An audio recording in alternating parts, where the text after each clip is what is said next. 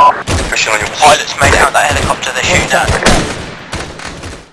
This is an introduction to section movement and section battle drills.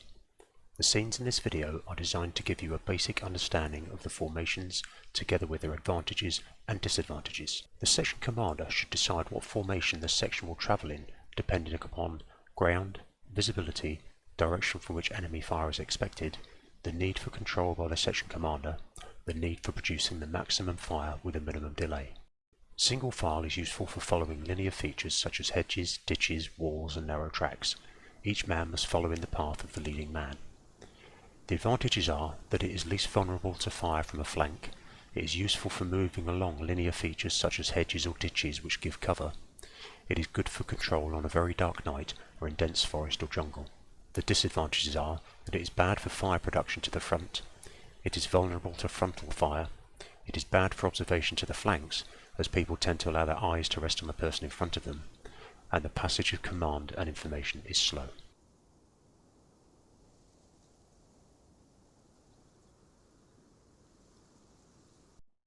You will see that each man waits until the person in front is a suitable distance away before getting up and following. That distance is dependent on the terrain and visibility. In this case they are spaced out about 10 meters apart. As they move along, the person at the front maintains observations to the front as well as the flanks. Those following concentrate more on the flanks than the front.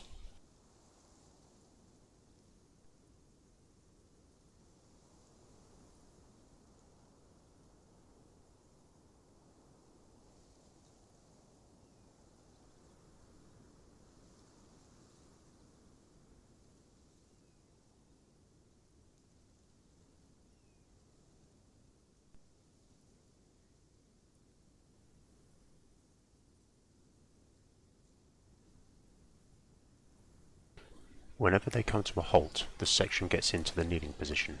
If the stop becomes extended, they would go into the prone. The person at the front maintains cover to the front.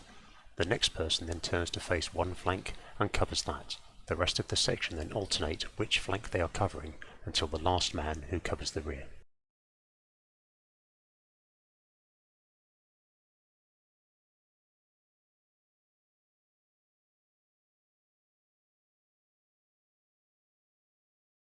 File, or staggered file, may be used when a path or track is wide enough to permit alternate men to move on opposite sides of the track or either side of a small bank or hedgerow. The advantages are that it is easy to control, it is a useful formation at night. The disadvantage is that it presents a concentrated target. In this example, the section approaches a road while in single file. The section commander decides that he wants the section in staggered file and gives his order.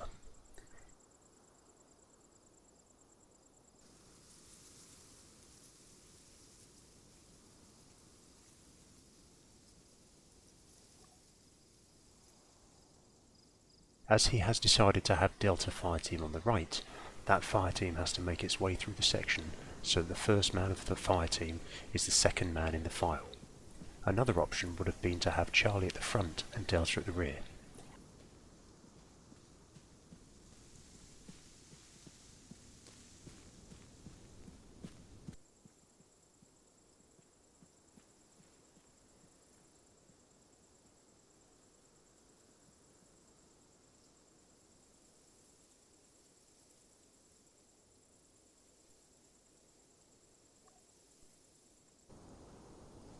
As the section forms up in the file, the front man keeps observations to the front and the rest of the section keep observations to their respective flanks, with the rear man regularly checking the rear.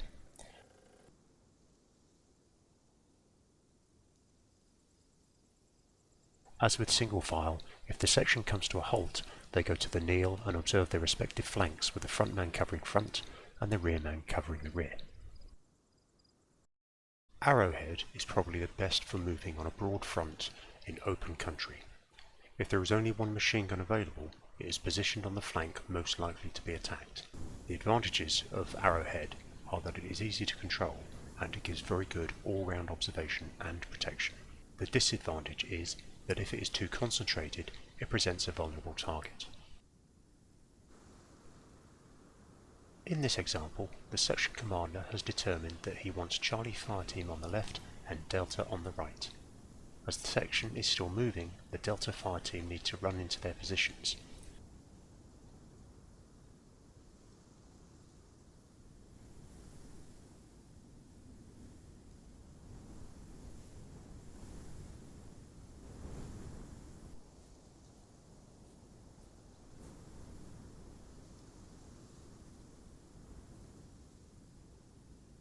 Each member of the section moves out to a position about 45 degrees to the rear of the next leading person in their team, thus forming the Arrowhead.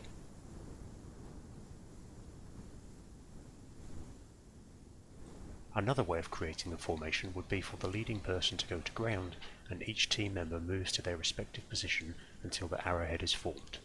The section commander would then give the order to move off. As the section advances, each fire team keeps observations to their front and to their respective flanks, with the rear member of each team regularly looking to their rear.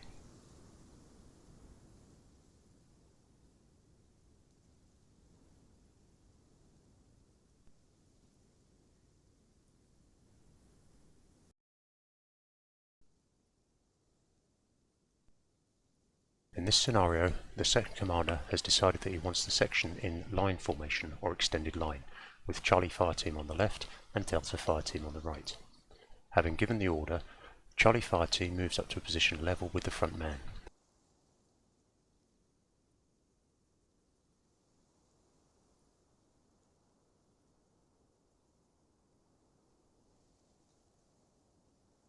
Delta fire team move up to a position level to the right of the front man.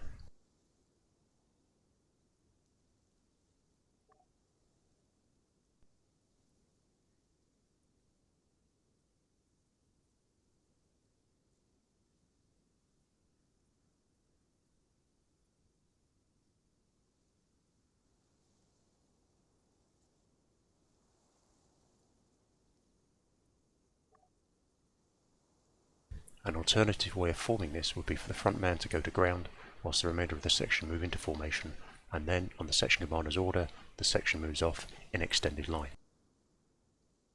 You will see in this example that the section is more spread out than would normally be used. Normally you'd be looking at between 5 and 10 meters separation between each of the team members. An extended line is used on occasions such as when the section commander wishes the section to get into an assault formation. The advantage of this is that it gives maximum firepower available. The disadvantage is that it is difficult to control. Section battle drills have been identified from experience which showed the need for a well-understood method of tackling minor tactical problems. Each is a logical sequence of action to enable us to overcome minor opposition. It is broken down as 6 section battle drills. The first section battle drill is preparation. This for us would cover such things as ammunition, radios, any specialist equipment, and receiving as section orders. The other battle drills are react to effective enemy fire, locate the enemy, suppress the enemy or winning the firefight, attack the enemy or the assault, and finally regroup. Effective enemy fire is any fire that is causing an effect on your section. That is to say, rounds dancing at your feet, whistling past your ears, or causing casualties. Fire off in the distance or fire directed at another section is not considered effective enemy fire as far as your section is concerned. As the section moves in any formation, section members should be looking for likely places of enemy cover, as well as cover for themselves.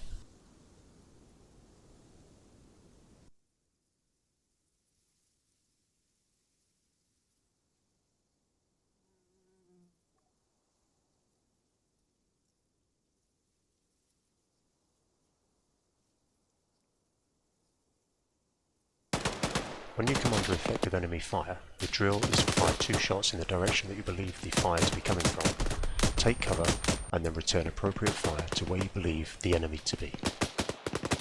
During this time, section members should be trying to identify the actual location of the enemy. This can be achieved by listening for where the rounds are coming from, as well as observing muzzle flashes, smoke or tracer rounds. You might not see the enemy, but other members of your section may have better luck.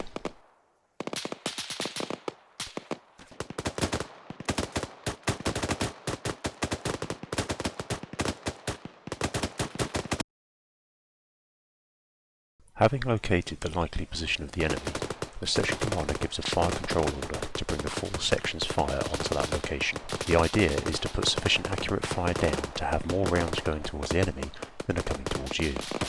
It is not enough to simply spray magazine after magazine at the enemy. You'll soon run out of ammunition, and then they'll have the upper hand. Controlled, aggressive and accurate fire is what is required to effectively suppress an enemy.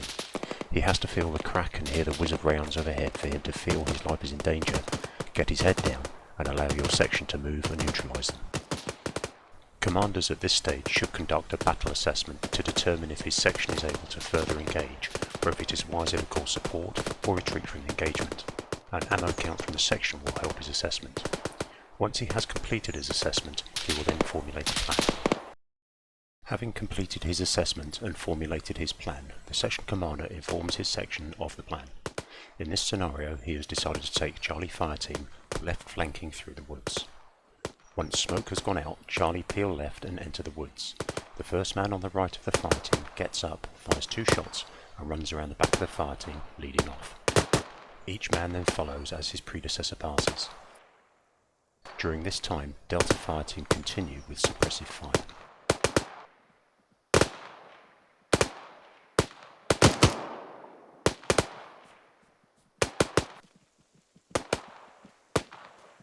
Charlie Fire Team make their way to a location on the flank of the objective and take up a position to assault.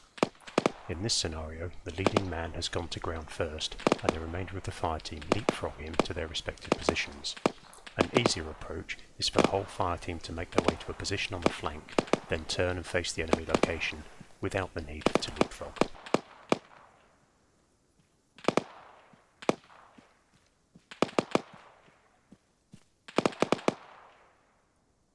The section commander makes an assessment as to whether the whole fire team will be involved in the assault, or just one pair. Whilst the buddy pair with the machine gun give covering fire, the section commander moves forward with his buddy. As each comes up, they fire 2 shots towards the enemy and then dash forward a few metres. Once set, they give covering fire while the other buddy team bound to level with their location. This continues until the commander is satisfied they are close enough to assault the position.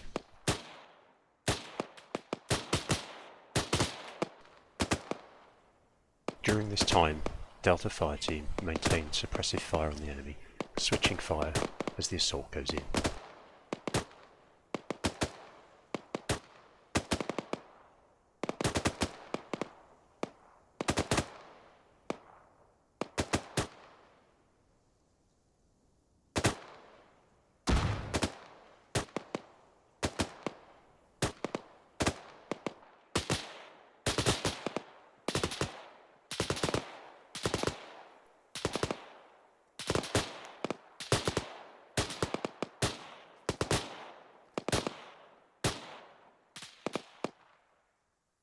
Once close enough, the commander or grenadier might make the use of grenades before launching the final assault. Once in the final assault, those assaulting switch to automatic fire and assault the position, fighting through the objective.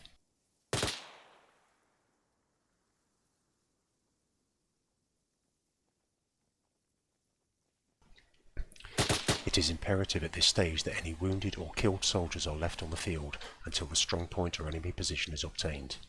If you stop to check the wounded, you're going to lose the initiative, the aggression, the position, and potentially end up with more casualties.